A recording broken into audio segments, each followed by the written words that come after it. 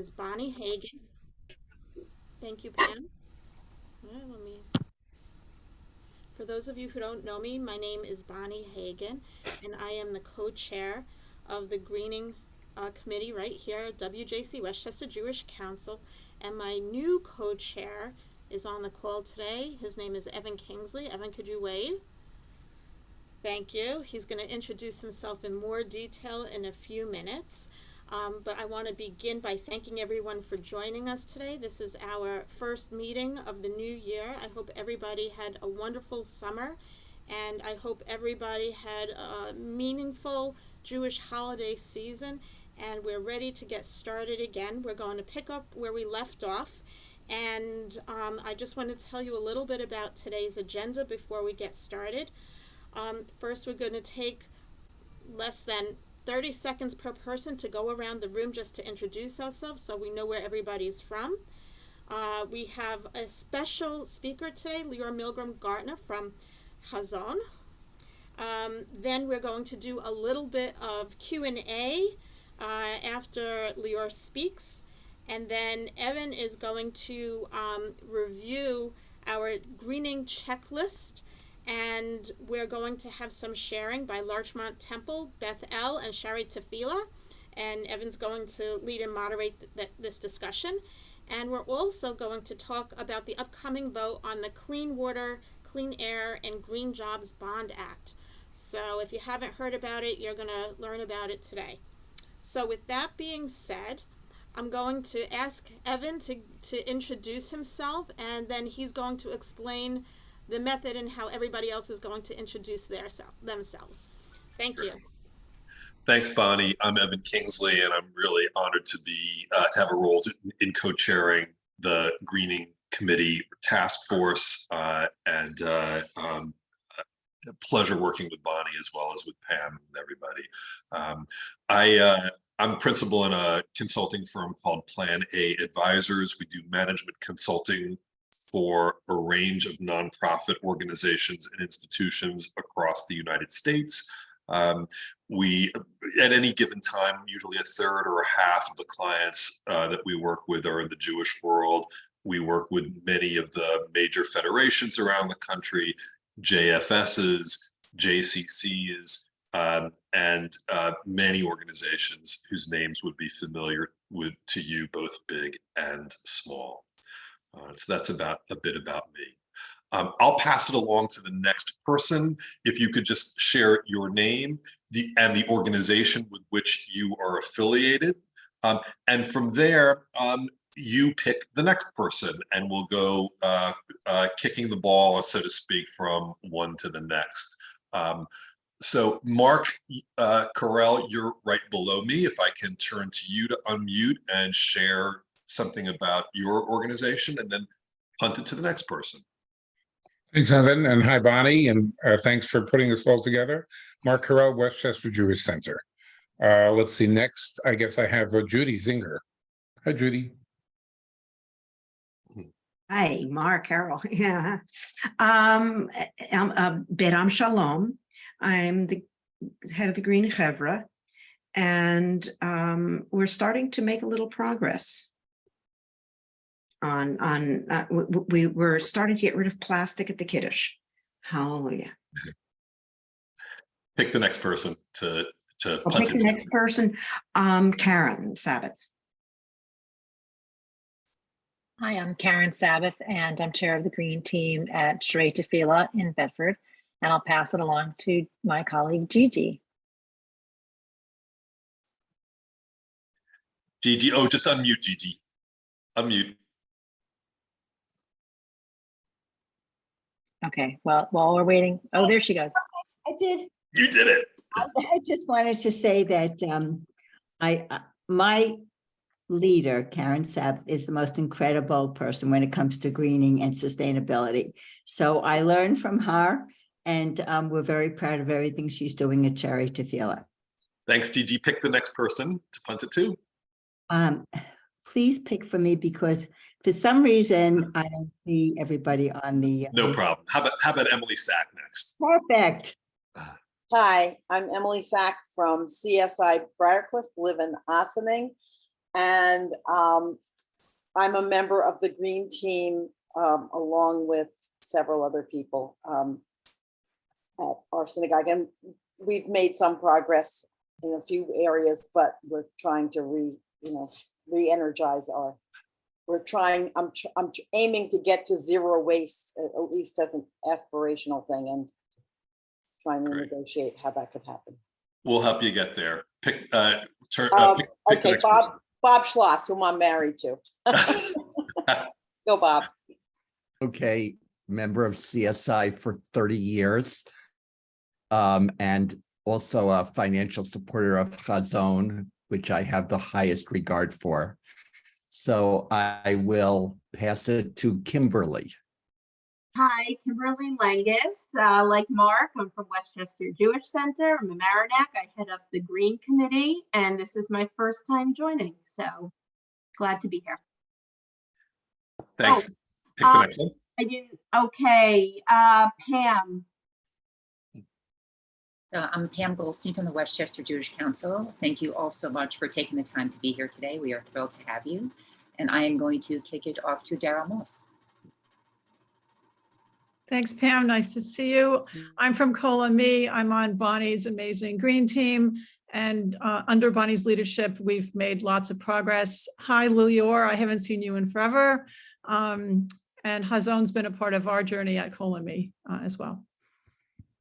And I don't know a lot of people, so I'll go to Marcy. Hi, everyone. It's our first time here. I'm from Congregation Emmanuel of Westchester in Rye, and we are excited to really put in plan a place to really create a much greener synagogue. So we're really happy to be here. And I'm going to send it to Robin. Okay. Oh, first of all, Marcy, were you in that Spanish class a few years ago with the Scarsdale Adult School? Yes, we were. Yes, Robin. Yes. I knew you looked familiar. Great. Okay. And my Spanish is terrible. Next to my mine too, by the way. Next to my Hebrew. So anyway, but so yeah, I'm Robin Rosenberg from the Greenberg Hebrew Center. I'm on the Green Team along with Andy Horowitz. Yeah, and we are an affiliate of Hazon. So this is so exciting that you're here from Hazon. And yeah, we've been making some progress too, slowly but surely getting rid of some of that plastic at Kiddush. It's been quite an ordeal, but we're making progress. And yesterday we did our reverse tashlich yesterday because the weather was a lot better, and we had a great turnout, and it was so much fun. So I highly recommend, cleanups, reverse tashlichs, whatever you want to do. It's a blast. Good. Go ahead. Okay. Next person. Robin, pick somebody. Oh, Andy, you want to say hi from Greenberg too, Andy? Andy Horowitz. You're muted, Andy. Yeah. Andy Horowitz, GHC. Robin's a great spokesperson. And I'm going to turn it over to Paul Kazakhstan. Hi, Paul Katzenstein. I'm at Larchmont Temple on the Green Committee with two members that are on today and several others who are not with us, Marlene Colbert and Jane Sable-Friedman, who is the Executive Director of Larchmont Temple. We've made some really good progress in waste reduction and composting, and poked around some other areas. And in fact, I'll pass it off to Jane to introduce and maybe talk about those. Hi, everyone. So I'm Jane Sable-Friedman at Larchmont Temple. And yeah, we've been working, have a great committee, and have been working for several years now on different aspects of greening, including kind of gleaning from Westchester Reformed Temple on their whole effort of composting. We took a very similar approach there. And otherwise, we're working on our building, on energy efficiency, different projects on that aspect. So I'm going to turn it over to Marlene Colbert, also from Larchmont Temple, who can add a few more thoughts on where we are. Marlene, just unmute. Under Jane's leadership, we've obviously been hard. Oops. Still muted, sorry. Under Jane's leadership, we've been working very hard, and I think we're pretty well along in the compostable area, and we've done a lot of the low-hanging fruit. My great concern right now is the Bond Act. I've put signs around town that I had made, and also we have an organization in our community called How Green, which is Houses of Worship Green, and we have a Sunday lecture series in which we try to bring to the community issues of importance on sustainability. And we're trying to make the houses of worship be leaders in the area of sustainability. Here, here. Marlene, pick the next person. Oh, I'm sorry. Who hasn't spoken yet? Jack? Hi, I'm Jack Zinn. I am a board member with Westchester Jewish Council and on the committee with Bonnie and Evan. I also am from Congregation Sons of Israel in Briarcliff, along with Emily and my birthday buddy, Bob. And we are at CSI. Our focus for this year, as Emily mentioned, is to shift to much more compostable products and to reduce our overall waste. Great. Next person, Jack. Who do you want to pick? Dove. Dove. Thank you. My name is Dov Drizin. I'm from Chabad in northern New Jersey, and I'm learning and listening. Great. Thanks, Dove. Pick somebody next. Not sure who has not been represented yet. A lot of names here. We can jump in. This is Alyssa. If that's okay. Sure.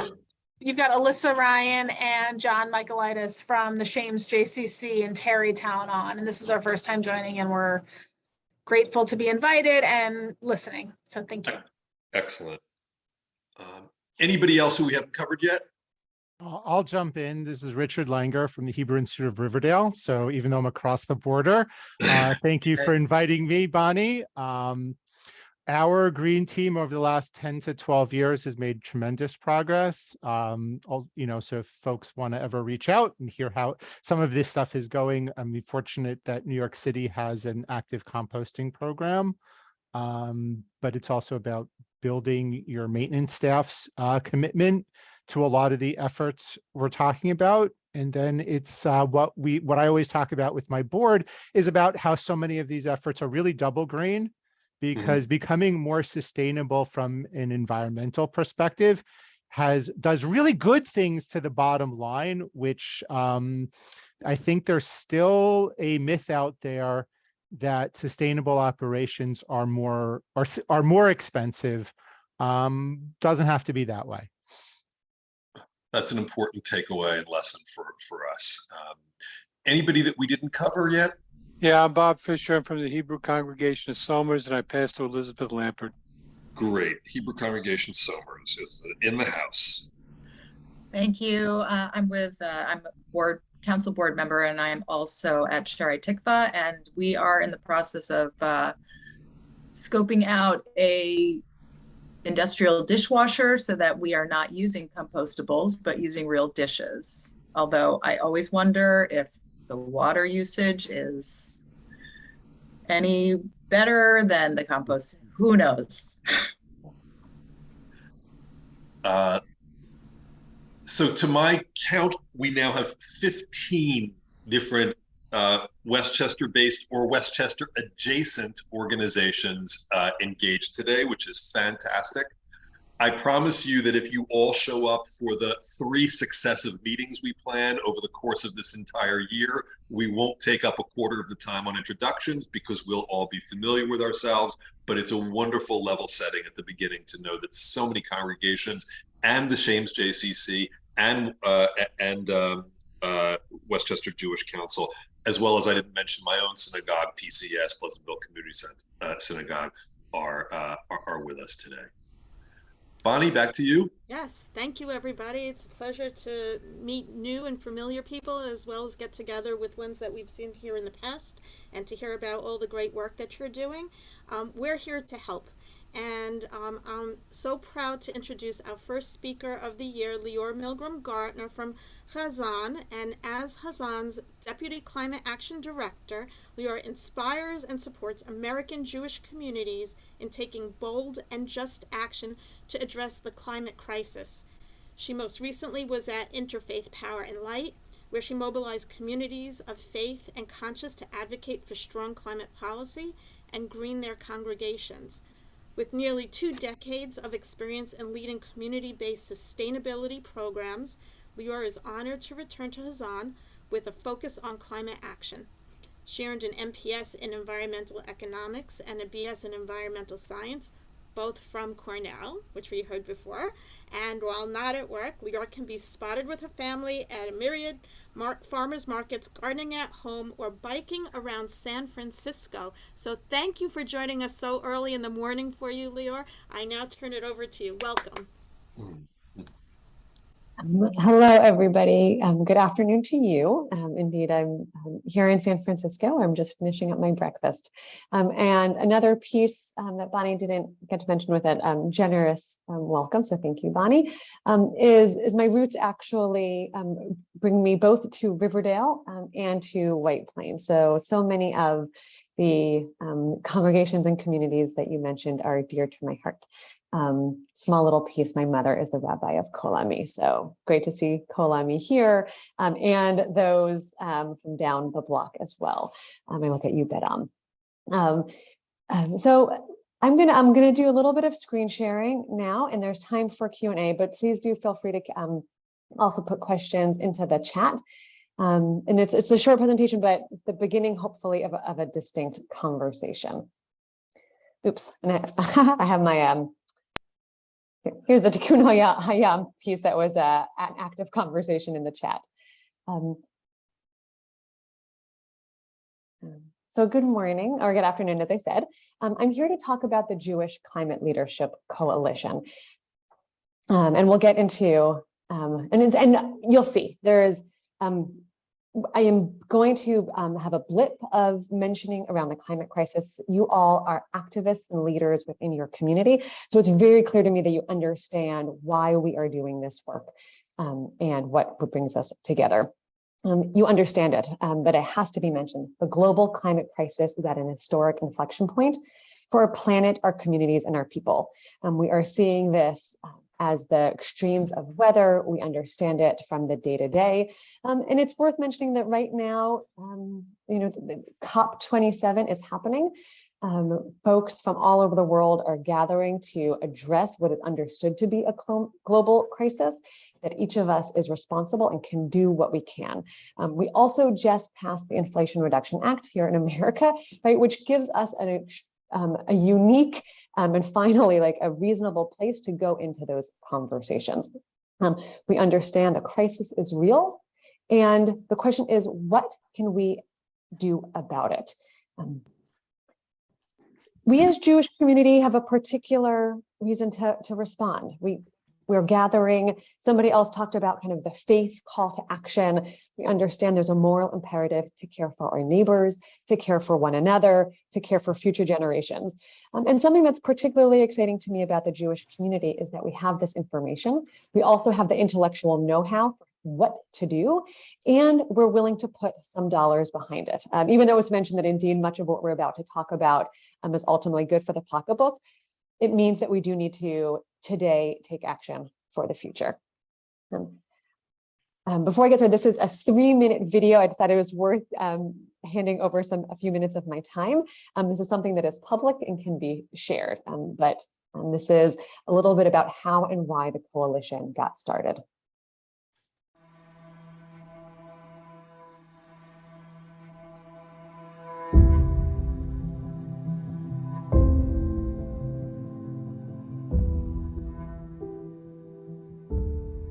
Recent changes in the climate are unprecedented in thousands of years. It is indisputable that human activities are causing climate change, making extreme climate events more frequent and severe. The climate crisis is real, and it is here. Nearly 1/3 of Americans lived through a climate disaster last summer. The impact does not affect all of us equally. Those in our society with less power and fewer resources, already more vulnerable, are often hardest hit. Jewish values compel us to confront this crisis, and our commitment to Jewish community compels us to do so together. Acknowledging the existential threat and moral urgency of the climate crisis, 20 national and international umbrella Jewish organizations have come together in our commitment to climate action, forming the Jewish Climate Leadership Coalition. Our coalition represents major Jewish organizations engaging millions of people of all ages and backgrounds across the world. Together, we recognize the urgency of the climate crisis and our obligation to do more. We commit to climate action. We commit to climate action. We commit to climate action. This winter, as we head into the first Tu B'Shvat of a new 7-year Shemitah cycle, we will release our climate action plans. With commitments from each of our organizations. We will continue to meet regularly and to report publicly on our activities, accomplishments, and commitments each year. We invite Jewish organizations everywhere to join us. Join us. Sign on to the coalition and create your own climate action plan. Our goal is for hundreds of Jewish organizations to participate so that we can take collective action on this critical issue. We're here to support you in leading climate action in your Jewish community. The Jewish people have a long history. Our ancestors endured suffering and calamity and rose to meet the next challenge. It is our generation's imperative to confront this existential crisis together with communities across the world. I want to thank Hazon for rallying the Jewish organizational world behind this great banner. Our children and grandchildren need us. Our children and grandchildren need us. Our children and our grandchildren need us. So let's come together to take action.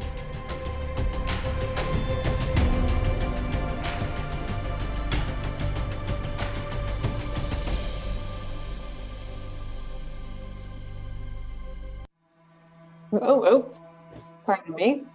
1 second. That was my first, there we go. Okay. That was my first time doing a video embedded into a presentation. One time is enough. So the Jewish Climate Leadership Coalition is indeed focused on climate action. You all spoke about different pieces of sustainability work, getting to zero waste, shifting to composting, looking at energy efficiency. The Jewish Climate Leadership Coalition is specifically an initiative that has named climate as our core issue. And so that we are creating resources and supporting organizations in climate action planning to take this on directly. So what is the coalition? Right? As was mentioned, it is a group of Jewish community organizations who recognize the threat and are ready for action. What we saw is the founding partners, that's the 20 umbrella organizations. Having a look, you all introduced yourself. I'm pretty sure that every single one of you, your parent organization has already signed on to the coalition, which means that they are committed to this issue. They are committing resources. They are creating climate action plans about how they uniquely will address the climate crisis through their communities. If you haven't already heard from them, if it hasn't trickled down to you as one of the member organizations within them, you will hear from them soon about it. Here's a quick snapshot, right? So all of the movements are in there: Hillel, federations, the JCC Association, and more. There are 3 pieces to joining the coalition. We ask that the chief executive or rabbi, whoever it is the lead of the organization, signs on to the founding statement. That founding statement is 2 pieces.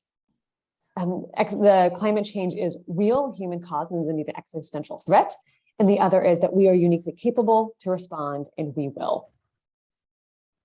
A staff liaison is assigned to this work, and it can be indeed one of you. We strongly recommend that it's also a staff person who you can work in partnership with, but it sounds like many of you are the heads of your green chevra or green team, and this work can really be done in relationship with a staff person who is on the ground. And then this last piece, somebody else on this call already talked about creating a plan.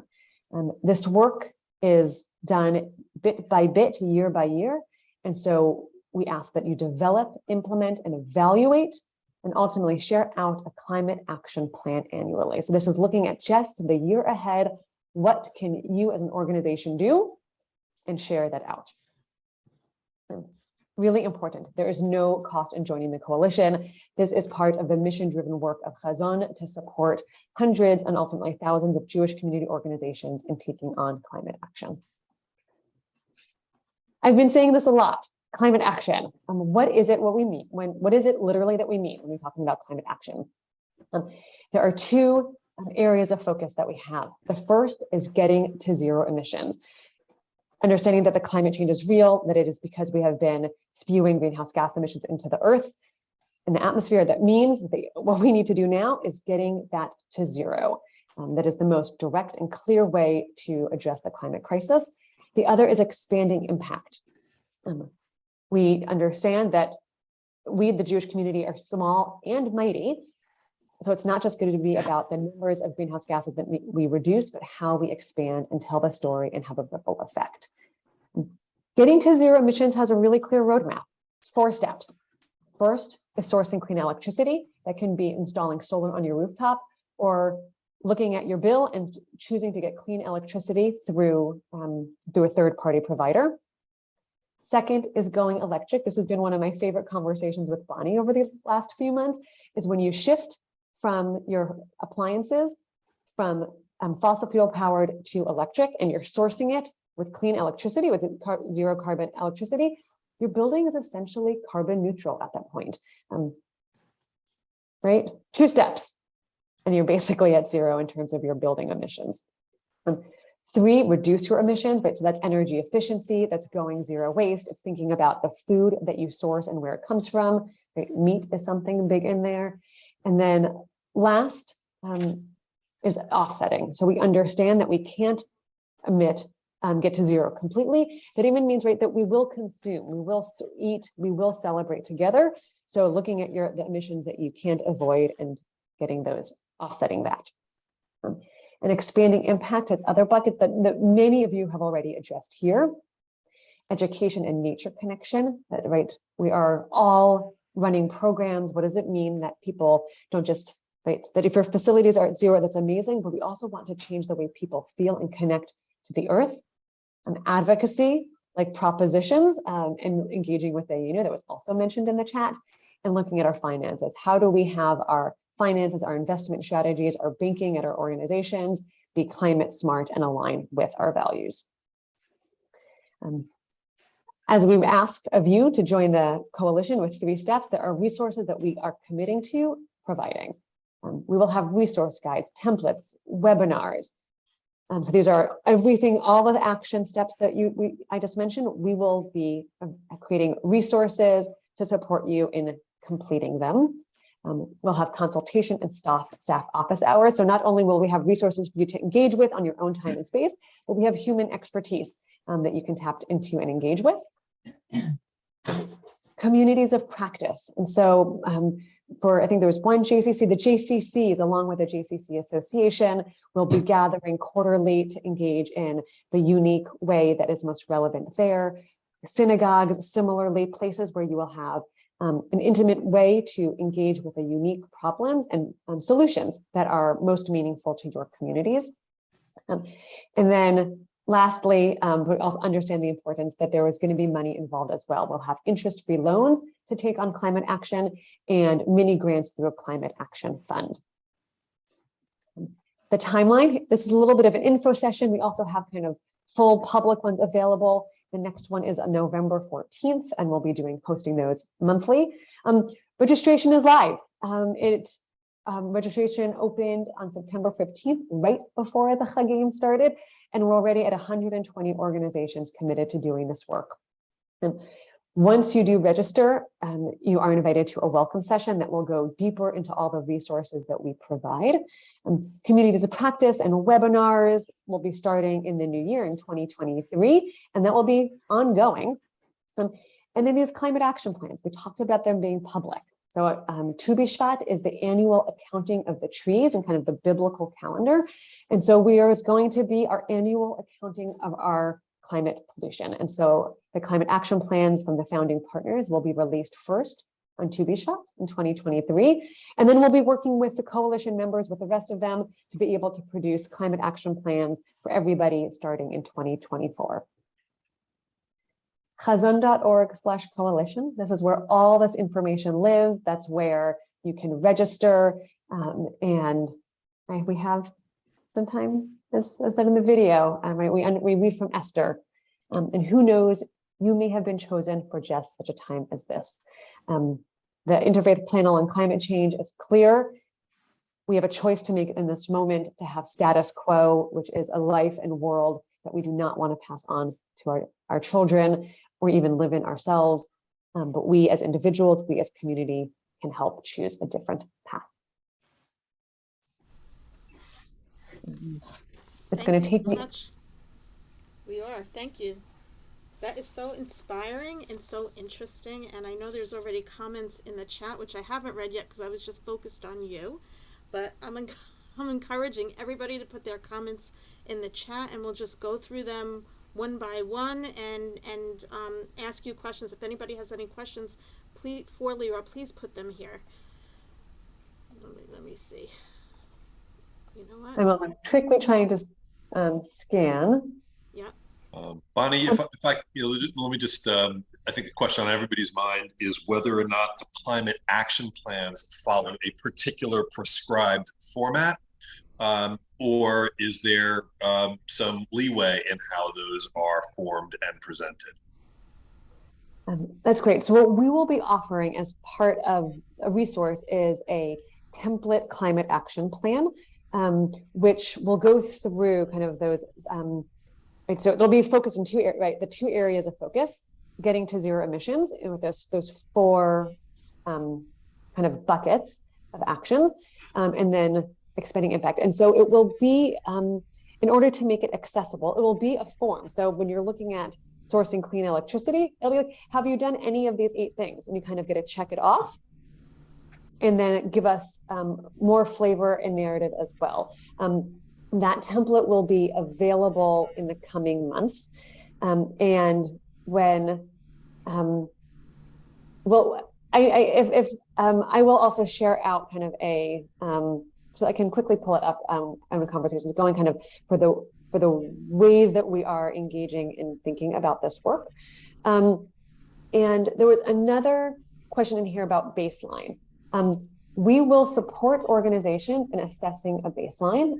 We have a partnership with Interfaith Power and Light, my former employer, and great colleagues there that have a really wonderful carbon calculator.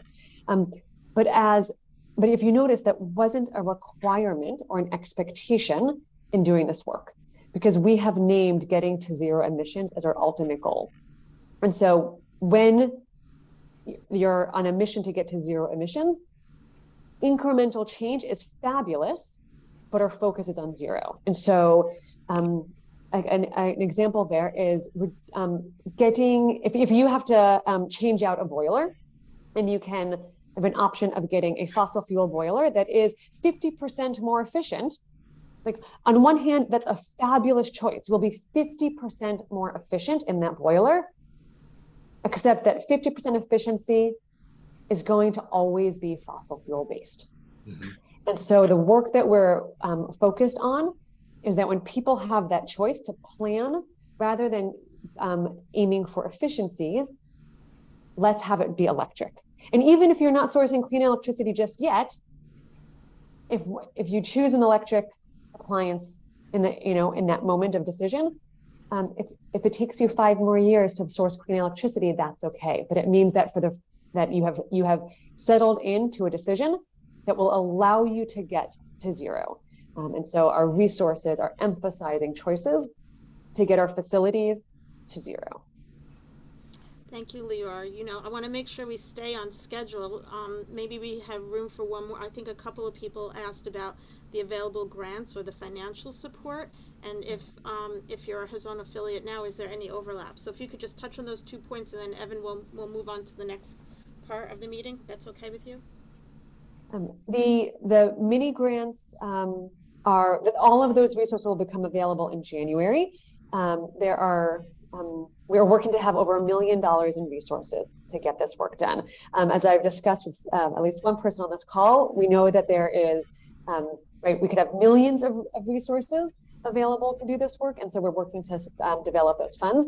But the truth is, as I think it was mentioned, though we will have financial kind of benefits to kind of get going, we will also make sure to have education and resources so that issues like the Inflation Reduction Act, any local resources that are available through utilities are available, so that the return on investment is a worthwhile pitch to the board.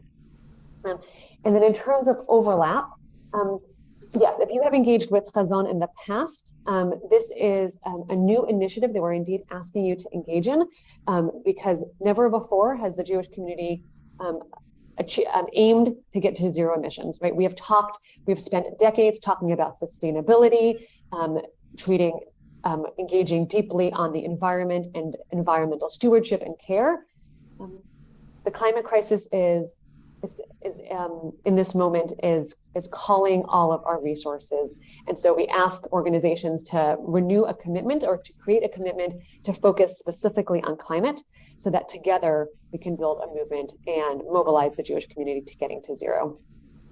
Thank you so much, Liore. I ask that you please put your contact information in the chat. I see there are quite a few people here interested in learning more and in finding out more details about this from you, and I'm sure you're going to be inundated with some really great questions.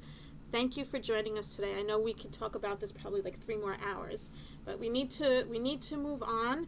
And for those of you that were here at the end of last year, where we started our own template for trying to track the progress that we're making at each Jewish organization in terms of greening, and maybe for those of us who haven't made progress yet but are interested, I'm going to turn that discussion over to Evan so he can moderate the first 3 organizations that decided to fill out our checklist and to see how they're doing.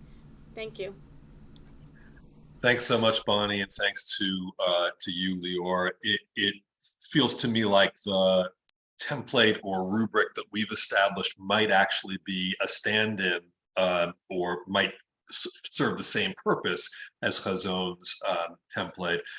Maybe we've got a kind of head start, which should be helpful to our application process, or the individual organization's application process for support. I'm going to share it with the group just to give everybody a sense of what it looks like now. You may have seen an earlier version of it. I'll share this screen, and yes, of course, the font is very, very small. It's hard to show it adequately and be readable. But we now have a Westchester Jewish Council greening roundtable checklist, and some congregations have already used it, either this version or an earlier version. It's broken down by category. You'll see that on the left side, there are topics such as water usage, transportation, recycling and resource reduction, indoor air quality, energy efficiency, landscaping, education, and planning and funding. For each category, there is a short list of action steps that congregations, JCCs, other Jewish organizations can take, and they're described in just a little bit more detail in even smaller font under column G. We then have 4 columns that allow you to kind of set your status. Has your institution done this already? Set water use reduction goals, for example, or fixed plumbing leaks. Are you in the process of doing it? Are you planning to do it? Or are you curious about doing it? It's a way to note your current progress, to get other people within your organization, on your synagogue board, and so on, kind of on the same page about what needs to be done. And as several people have mentioned to me in conversations over the last week or two, to also compare and provide incentive for congregations and organizations to participate. Thought we would ask a couple of congregations that have done this already just to comment a little bit about how it's worked for them. And the questions that I would pose to you would be, how did you use the checklist?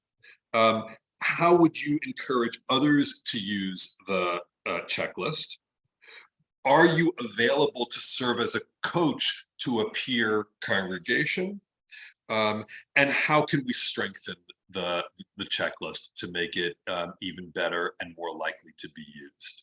I'm wondering if I could start with Larchmont Temple and Paul Katzenstein or Jaden Sable-Friedman, and if one of the two of you would be willing to share a little bit about how you used it. I'll take this down now so we can all see each other clearly. Great. Jane, you there? You want to lead off? Or would you like me to?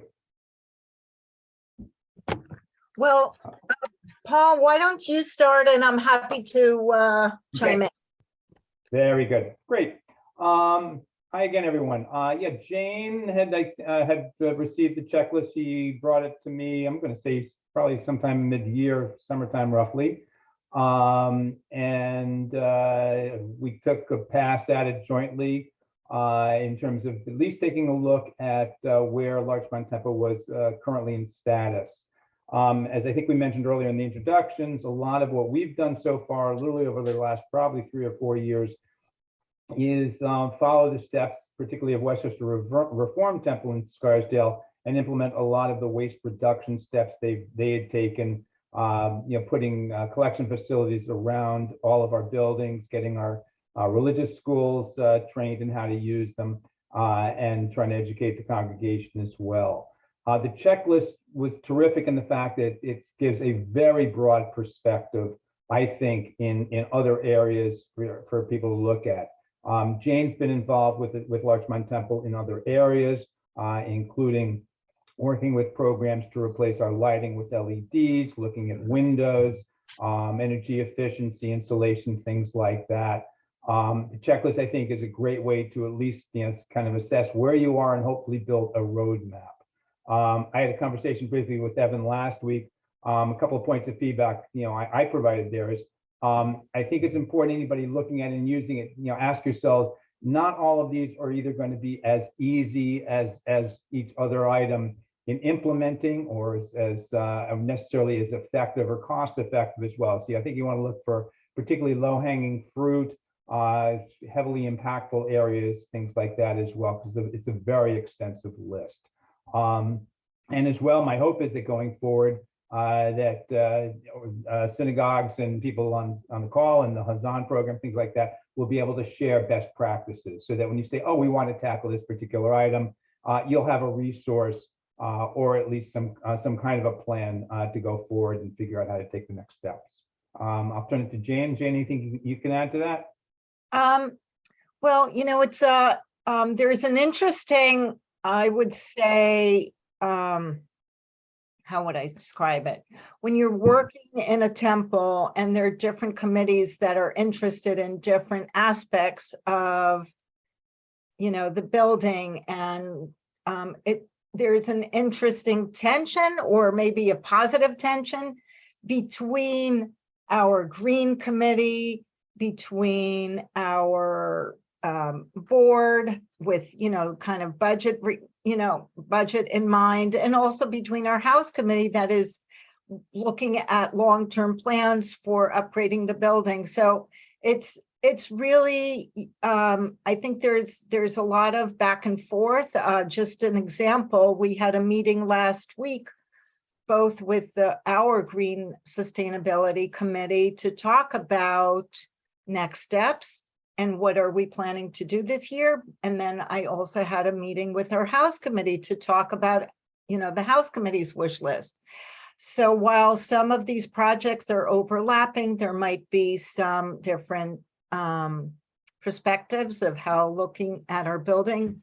And I think, what is very, very important is to bring as many constituencies together to the table so that we're all on the same page. Because I think in the, in the big picture, we're all really interested in, making our buildings and our environment clean and, and more efficient. But it's definitely a long process.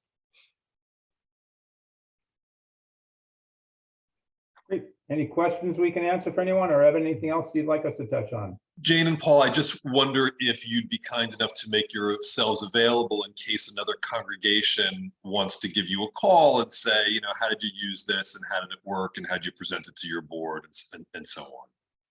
And I hope that's okay if we share your information. Happy to see how we can do that. And we're still happy in to the help with it. early stage, but of course. Good. I think, Paul, in our conversation, you had also indicated that it would be nice to incentivize in some way, whether it's a point system, a ranking of some sort, so there's a sense that an individual congregation is making progress on from year to year, and then also you're comparing favorably to your peers. And I'm not quite sure how we'll do that yet, but I took that very much to heart and want to think about what we can do.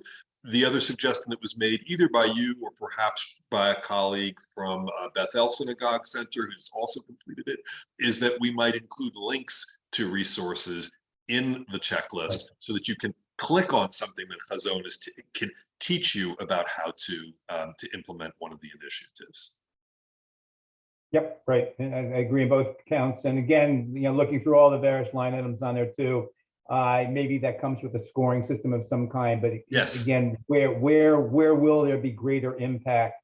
You know, even particularly relative to effort on each of those items to kind of help you say, hey, how are we going to prioritize? You got 40 or 50 different line items there. You know, where should you start?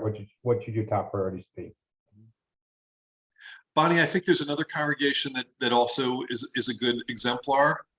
Yes, is Karen here? Karen Sabath from Shari Tefillah? Yes, hi. Hi, Karen. Hi, thanks everybody. So I took a stab at this kind of a little bit differently because we have already adopted a sustainability philosophy at our temple. So we kind of backed into some of the things on the checklist, and I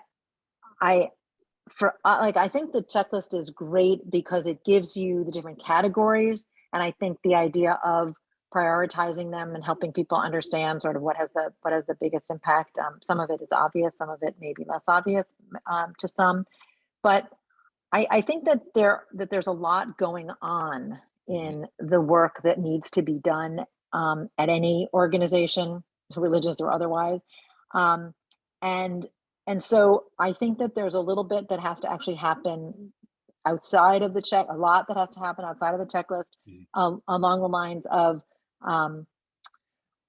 creating a culture of thinking. And so when we started, and we've had lots of fits and starts and have done nowhere near what we would wanted to have done by this time, but over the last 7 years, I'm sure many people have as well. But the idea of making sure there's buy-in from the president, and there's plenty of, in most synagogues, that's not a forever job. So it's, there's, that's right. a re-education process to some extent. Then, the board, the clergy, and then of course the congregation. And I would say we met with zero resistance, but that doesn't mean that we have done anywhere near, what we want to already accomplish. So the good news is we have no resistance to getting things done. Except the obvious of, can you get resources and how long does this take? And then the idea of reminding people that there are actions that are small to big, visible and behind the scenes, and low cost to high cost. And I do agree that ultimately, a lot of these things do save money for the congregation, but there's a transition period, and there's an education process. And I think you mentioned, or it's been mentioned here about the custodial staff, and sometimes there's a language barrier issue, just to be perfectly frank.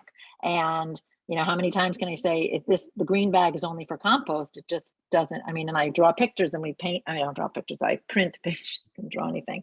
We provide information, but it's a learning process. And then we want to convert. The things that are most visible is the waste. And I'm so tired of talking about waste, and I'm so tired of policing the waste, and I'm so tired of, this sign isn't quite that perfect because we have a new item that we need to throw out, and so we need to reprint a sign. I'm like, so instead, we try to bring people there to police the stations.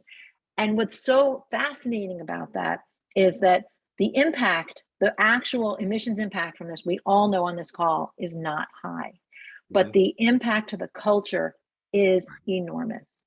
It is so visible, and people say, oh my God, I'm so glad you're doing this. I'm like, oh my God, I'm so tired of doing this, and I'm so glad you're happy. But realistically, we feel the same way as you all do. Is we want to replace all of our systems, our HVAC, with heat pumps, but it can't happen fast enough. Not only can it not happen fast enough, if we had the money today, you cannot get service providers. People are booked until September, and beyond. So. And by the way, we don't have the money yet. We don't have the proposals. We haven't sized everything yet. But so we get the idea of going to net zero. We totally understand it. We have our sustainability philosophy, which the board has adopted, which I've shared with this group. We believe in measurement because we do feel like we can't get to zero without giving people progress.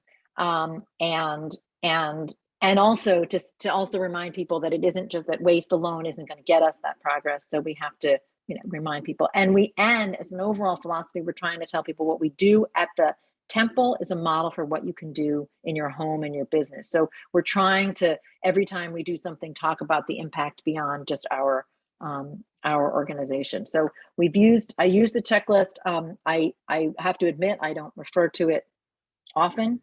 I would like to, and I should, and we'll share that we do have a very active green team that, meets every month. And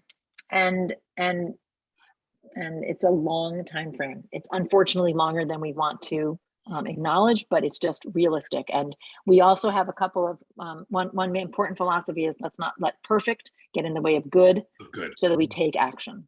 And it's all about actually taking action. Thanks so much. So here are a few takeaways from just those two presentations, or the three people from two synagogues. One of them is that there's low-hanging fruit that ought to be prioritized, and there also has to be a recognition that there are low-cost and high-cost solutions in terms of upfront costs, and then in terms of the long-term implications, and that our spreadsheet might have in some way recognize that.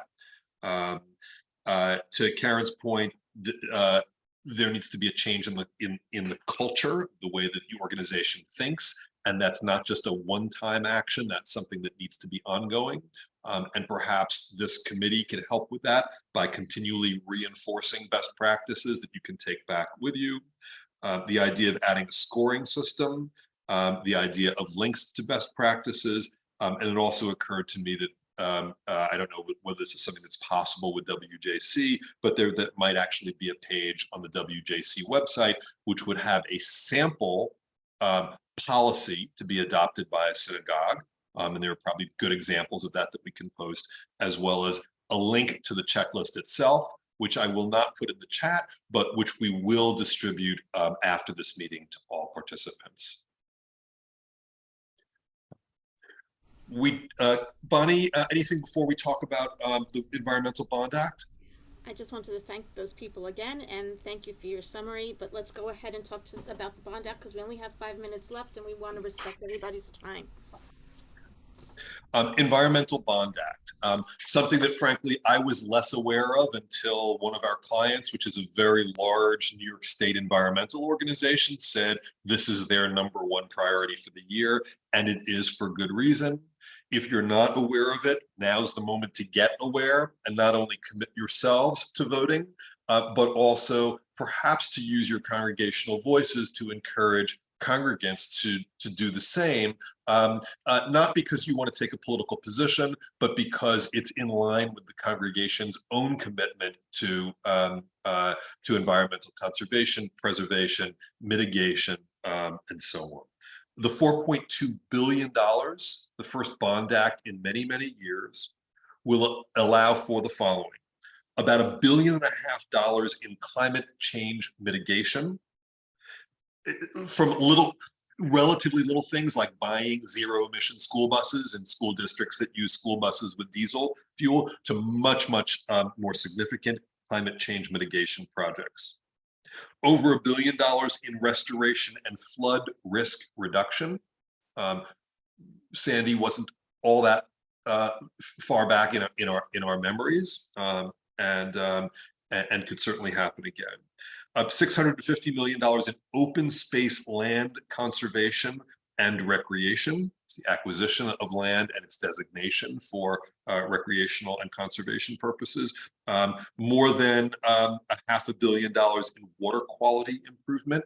That can include changeovers from formerly polluting water treatment plants to those that are much more environmentally friendly, changes in septic systems and so on. And there's still more money after that to be spent. It's Proposition 1, I'm pretty sure, on the ballot this year. Is that right? Yes, Bob is shaking his head. Please, please, please vote in favor. And if you have a voice in your congregation that allows you to encourage people to do the same, again, not a political voice, but one that says this upholds and supports our congregation's principles, our organization's principles, we would ask you to do that. As you know, a week from tomorrow is, yikes, election day. Or if I could suggest, you could start now because early voting is in progress. For sure. For sure. And turn over your ballot. You have to turn over the ballot to vote on it That's what I in was gonna Westchester say. County. That's the most important thing to tell people. They have no idea. Yeah. There's two sides. So from today's meeting, we'll encourage you to join the Jewish Climate Leadership Coalition or to rejoin, to adapt the checklist and use it, to vote on November 8th or sooner for the Environmental Bond Act. Bonnie and I pledge to you that the meetings that we hold over the course of the year will each provide you with useful information that you can take back to your congregations. And we hope that today was a good example of that. Bonnie? Summed it up perfectly. Thank you, everyone. Especially thank you to those people who shared, whether it was your presentation or especially Liore and the congregations that shared their information about the checklist, and also for people who shared in the chat. It looks like there's some great information in the chat with some helpful links. So thank you to everybody for participating, and especially thank you to Pam for arranging all this and to making everything happen. She's behind the scenes working. Thank you very much, Pam. And we're finishing 1 minute early. Thank you. Have a great day, everybody. I just want to thank Bonnie and Evan for taking the lead on this. We are so grateful. So thank you all. Thank you. You know the next meeting? Can we establish a next meeting or not? No? No? Okay. We'll send out information when the next meeting is, when we send out the link to the video and the checklist. That's right. Okay. Bye, folks. Thank you. Bye. Bye.